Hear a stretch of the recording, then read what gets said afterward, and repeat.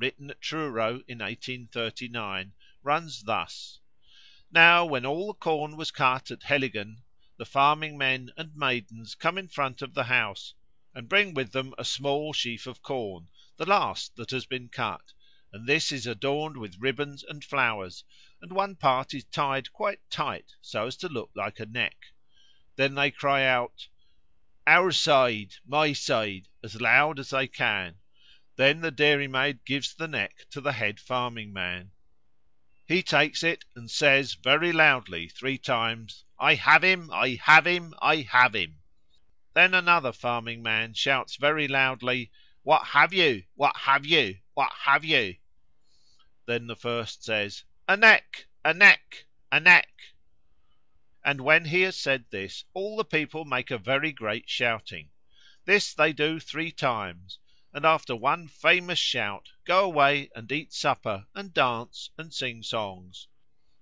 According to another account, all went out to the field when the last corn was cut, the neck was tied with ribbons and plaited, and they danced round it, and carried it to the great kitchen, where by and by the supper was.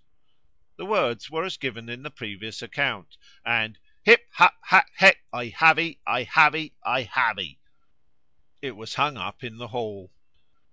Another account relates that one of the men rushed from the field with the last sheaf, while the rest pursued him with vessels of water, which they tried to throw over the sheaf before it could be brought into the barn. In the foregoing customs a particular bunch of ears, generally the last left standing, is conceived as the neck of the corn spirit, who is consequently beheaded when the bunch is cut down. Similarly, in Shropshire, the name neck, or the gander's neck, used to be commonly given to the last handful of ears left standing in the middle of the field, when all the rest of the corn was cut. It was plaited together, and the reapers, standing 10 or 20 paces off, threw their sickles at it. Whoever cut it through was said to have cut off the gander's neck. The neck was taken to the farmer's wife, who was supposed to keep it in the house for good luck till the next harvest came round. Near Trèves, the man who reaps the last standing corn cuts the goat's neck off. At Faslane, on the Gairloch, Dumbartonshire, the last handful of standing corn was sometimes called the head.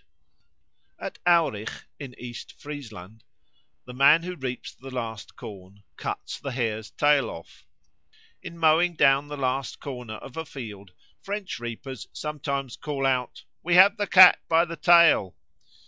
In Bresse, Bourgogne, the last sheaf represented the fox. Beside it a score of ears were left standing to form the tail, and each reaper, going back some paces, threw his sickle at it. He who succeeded in severing it cut off the fox's tail, and a cry of "You coo coo" was raised in his honour. These examples leave no room to doubt the meaning of the Devonshire and Cornish expression "the neck," as applied to the last sheaf. The corn spirit is conceived in human or animal form, and the last standing corn is part of its body, its neck, its head, or its tail. Sometimes, as we have seen, the last corn is regarded as the navel string.